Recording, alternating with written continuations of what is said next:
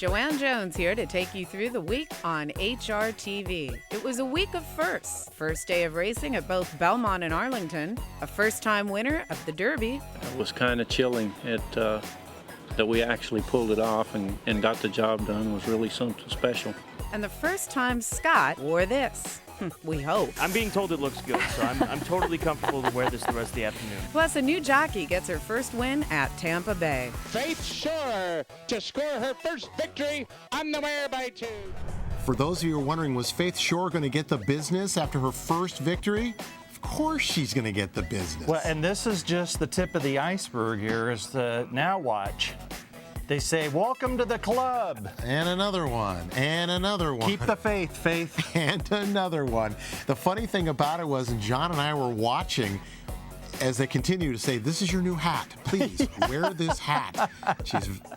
There's your photo op for the most prominent people at Tampa Bay for the spring. Got to say, I've liked Carolyn's hats at Churchill Downs much better. Well, you know, it all comes down to taste. Some people like the bucket look. Of course, it was Derby week, and leading up to the 135th Run for the Roses, Michael Ivorone says, I want respect. Mike Ivorone standing by live with Scott Hazelton. And Scott, make sure and ask Mike what he thinks about Jeff dropping I Want Revenge from number 1 to number 2 for no reason whatsoever. Don't worry, I will, because he continues to ask me about Siegel, where he's going to end up on Siegel's top 10. But, I mean, what do you think about that, being dropped down from number 1? Disrespect. Disrespect, Jeff. Jeff, what do you have to say? Well, I have him number 2, so he's slowly but surely rising, and there's still 2 more days left. He says you're number 2, and you're slowly but surely rising, and there's still 2 days left. I'm ready.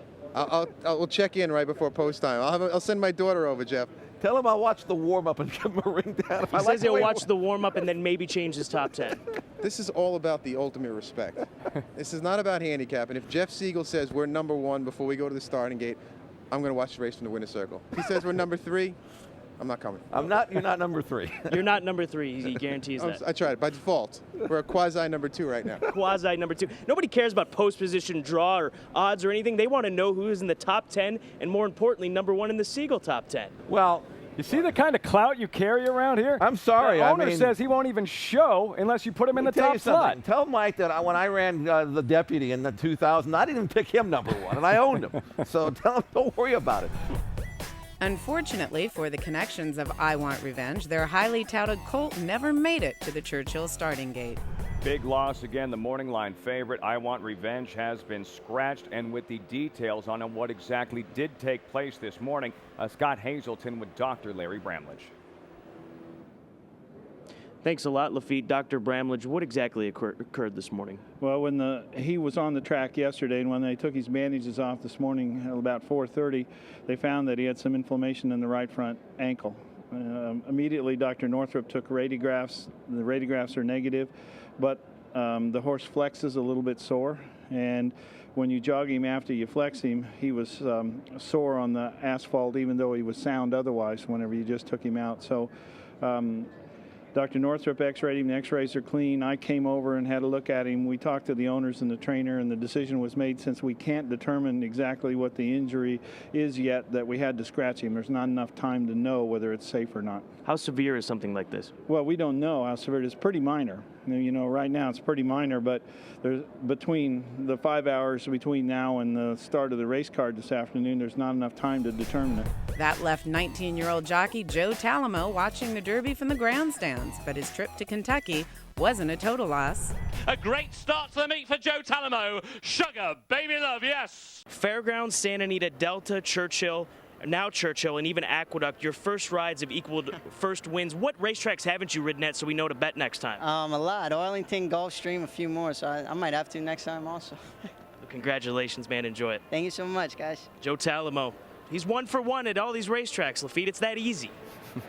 Yeah, and the good news, we cover Arlington and Gulfstream Park. Fellow Southern California jockey Rafael Bejarano still had high hopes for his Derby contender, especially after a 3-furlong blowout 2 days before the race. Well, Papa Clem made some noise this morning, as expected, for trainer Gary Studi, putting in a sizzling 3 furlongs in 34 flat, Melvinizing him, as Gary has said all week.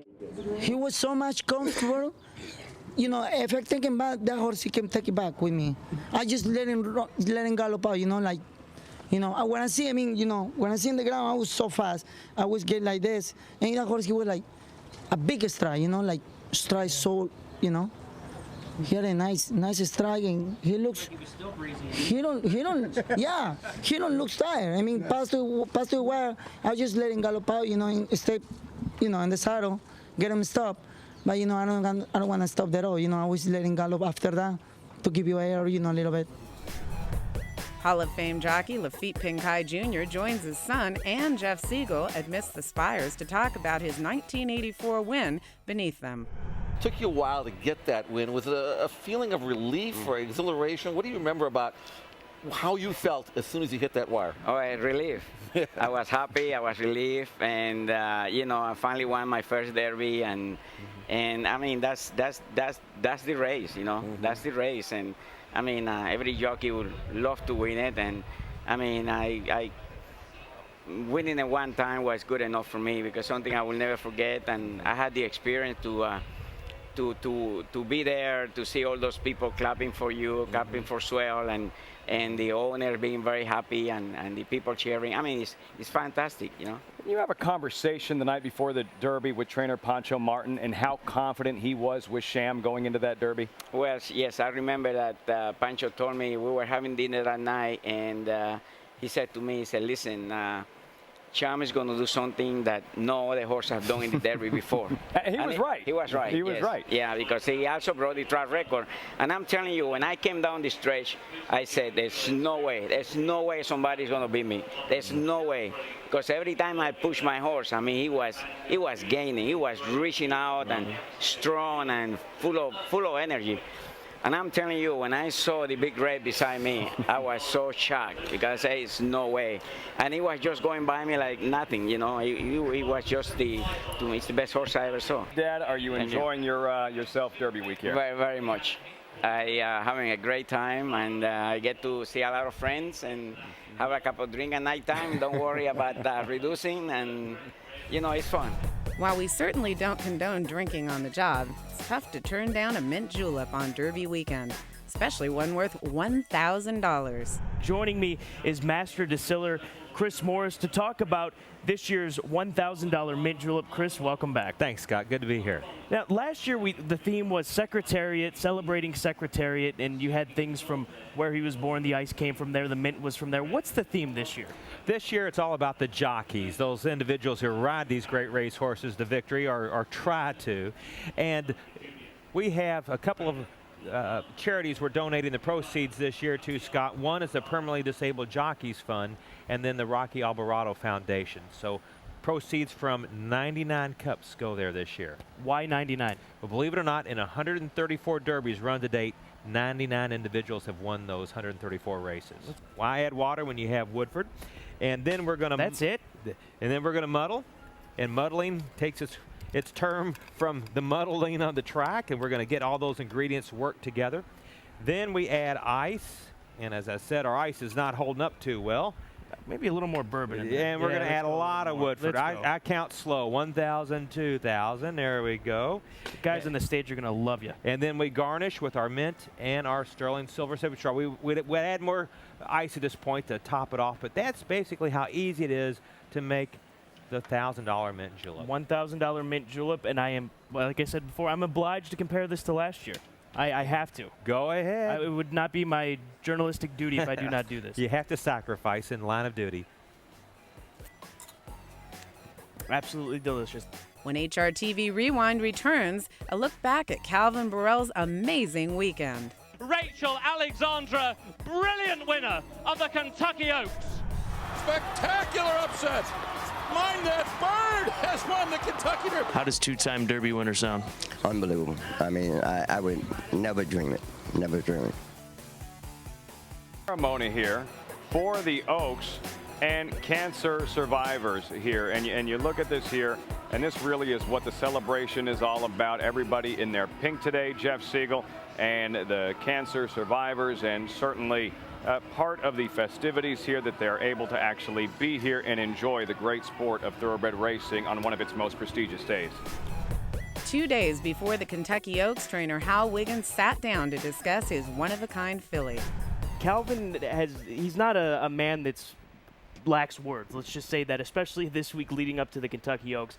He's said around the backside she's going to break the record for the Kentucky Oaks fastest time, and he feels as confident as he did back in 2007 with Street Sense. How do you feel hearing that from your jock? Well, I'm not too worried about breaking any records as long as we get to the finish line first, but it shows that he's very confident. He has a lot of confidence in the filly, and I'm glad to see that. How early did you know you had something special in Rachel Alexandra? I knew she was a fast horse, Lafitte, but I didn't know she was as good as what she's turned out.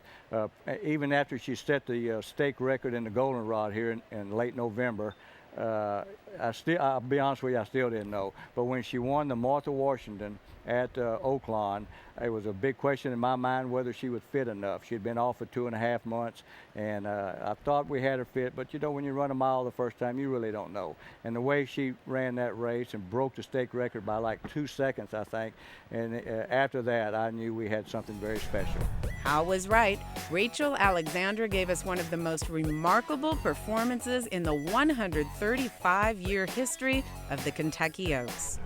Rachel Alexandra has now cruised into the lead by over 3 lengths. Burrell looks over his right shoulder, no danger. Over his left shoulder, no danger. She is romping home, coming down towards the final 16th. Rachel Alexandra, she is absolutely cruising home up towards the line. Rachel Alexandra, brilliant winner of the Kentucky Oaks. Well, I thought maybe Mott's filly would have made a little run at me, you know, around the turn, and then I looked back on the mound one time and I seen, you know, Garrett riding and really getting into her, so I never moved on her, you know, and she knows when she kind of makes a bend, she wants to lay down and run, so I just let her go on and do her thing, you know.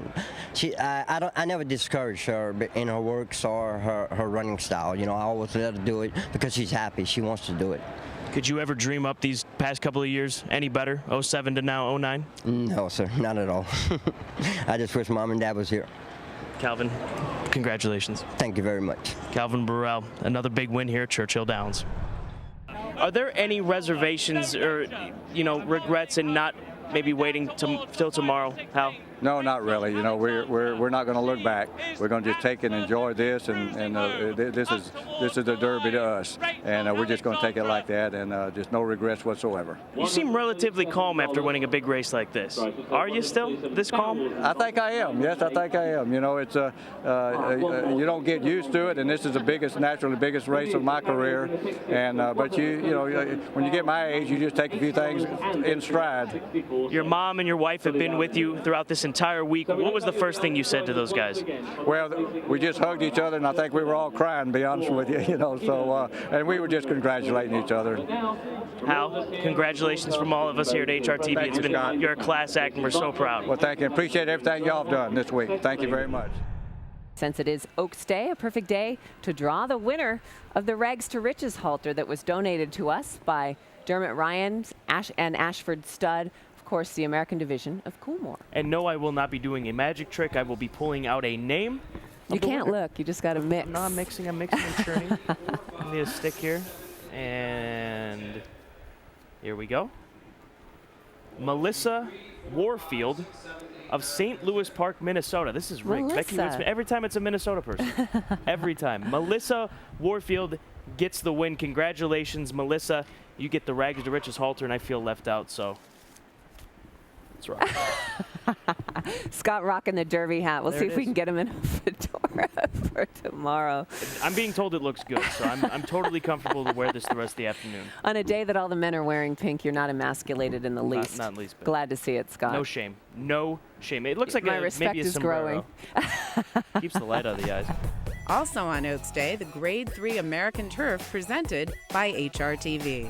The 18th running of the American Turf, presented by HRTV. They're in the gate, and they're off. Deep stretch, Orthodox holding on. Orthodox takes the American Turf. And Jim Bates, the president of Horse Racing Television, presenting the hardware to the winning connections, the Glennies, of course. Johnny Cord taking the American Turf, presented by HRTV. John, you are extremely excited. What happened in that race? I mean, did you have the jump on battle of Hastings coming down the stretch?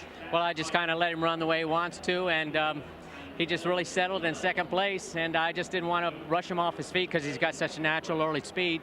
And we just waited for the punch down the stretch, and I got him engaged before we got there and held on to it. So from California, I went on him, and back here to Kentucky, it's great. Well, congratulations, John. Thank you, Scott. The late 8 Bells was remembered with a stake race run in her honor at her final resting place right here at Churchill Downs.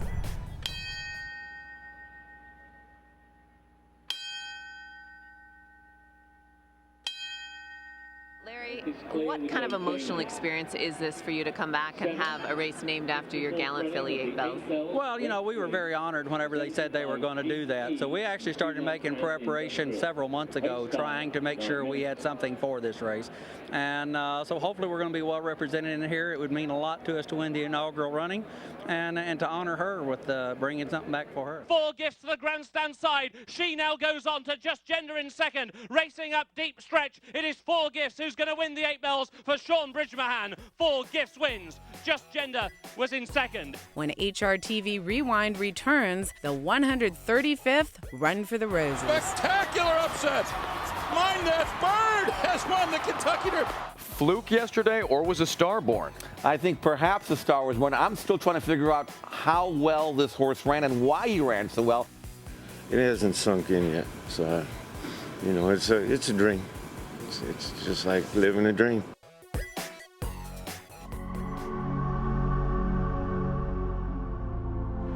In the gate. And they're off in the Kentucky Derby. Beneath the Twin Spires the first time, Regal Ransom, and joining the dance will vie for the early lead. Well behind the rest of them is Mind That Bird. Top of the stretch, it's still joining the dance with a tenuous lead. Regal Ransom and Pioneer of the Nile strike the front just outside the 8 pole. Musket Man is coming hard down the center of the track, and Papa Clem's right there too. Down toward the inside, coming on through. That is Mind That Bird now is coming on to take the lead as they come down to the finish. And a spectacular upset. Mind That Bird has won the Kentucky Derby. An impossible result here. My mom and daddy, I wish you were here. Oh, Lord. I could only be here to see what I accomplished in my life.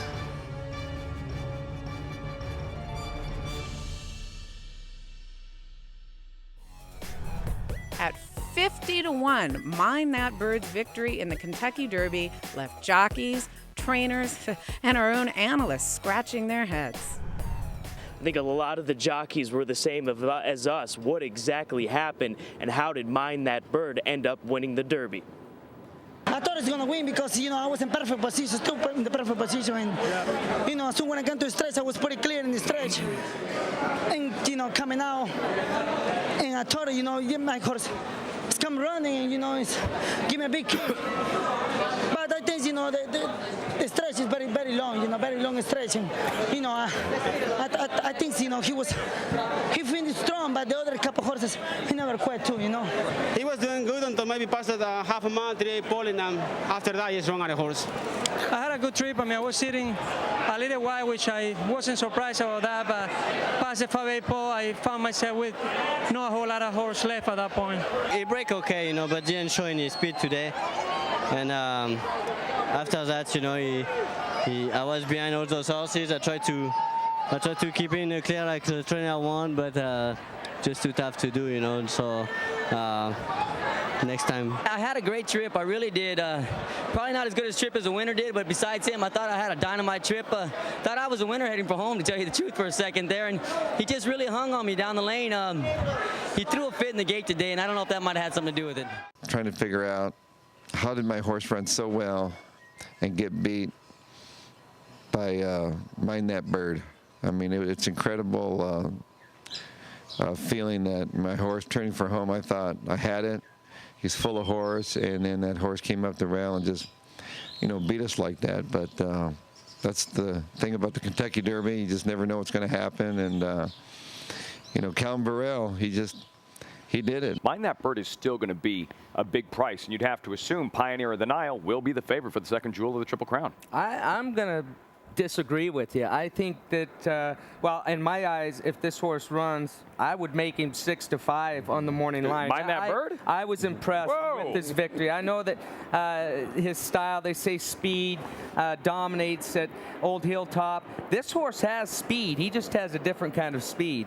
He's got a speed at the end of the race, and which is why I think the connection's thinking that because he's a deep closer, that he might be more effective in the Belmont, and that's what they're weighing. But Gary, you've ridden a lot of Belmonts and Preaknesses, and a deep closer like that, he may have a better chance at Pimlico, even in the shorter trip, than he would in the Belmont, which is more of a galloper's race. Sounds like you guys are pretty sold that this was no fluke.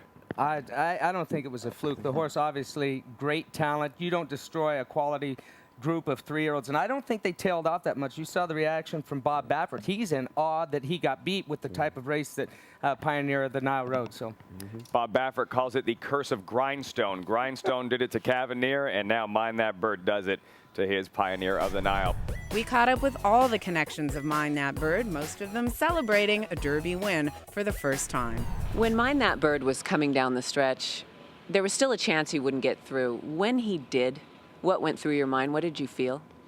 I knew it was in the bag, and I couldn't believe it. I'd actually lost the horse turning for home, and when he went to the outside of the horse in about fourth or whatever, and I lost him there. And then when I seen him squirt through on the fence, I thought, there's nothing between us and the wire but all that money. So he's on it. You know, it was a cool feeling and a little overwhelming. I had to sit down and gather my thoughts. You know, it was kind of chilling.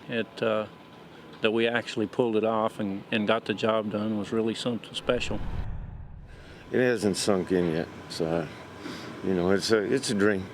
It's just like living a dream. He just never quit. Horse never quit. Tell our viewers out here on HRTV just how you met Chip Woolley. You know, I started a fight in a bar and he helped me out. I was outnumbered and he helped me out. Did you guys come out on top? Yeah, we did. What does Mind That Bird possess that makes him special, that makes him able to beat the best colts on the first Saturday in May?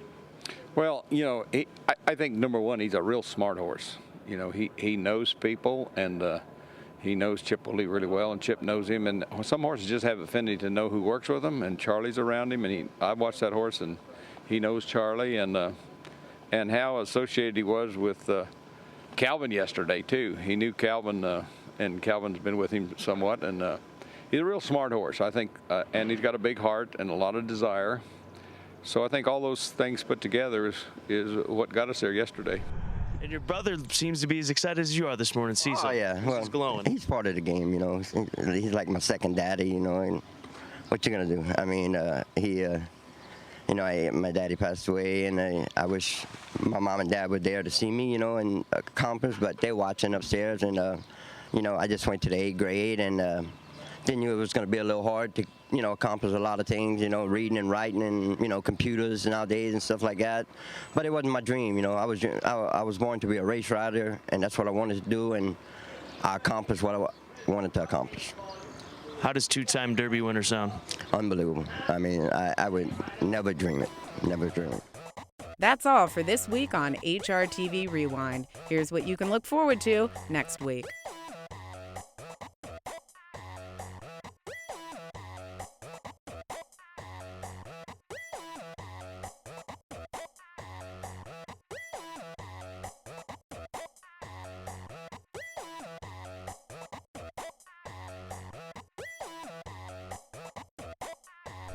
Their hats are out, and they are crashing the turnstiles as expected here at Churchill Downs. 110,000 yesterday, 150,000 expected this afternoon, and it is the Derby. It is about the greatest American 2 minutes in sports. We've just got this in. We actually found a hat better than the one you are seeing right here on Carolyn's head. Beautiful. I don't know how I would describe yours. I really don't. Like a flying saucer. I don't know. It's an Ann Sawyer original. That's how I describe it. I love it. Now, another note on Sawyer. Rachel Alexandra yesterday. Kurt's happy to know that. It's an Ann Sawyer, not a Tom Sawyer, Kurt. Scott is under there, we promise. There we go. There he is. Scott, you wear that, you'll be able to date Ann Sawyer. I guarantee you that. Jeff, you lost your hat, man. I know. The wind is just driving my specially styled hairdo. You were going to wear that on air that afternoon, and it's just gone. It's just gone with the wind.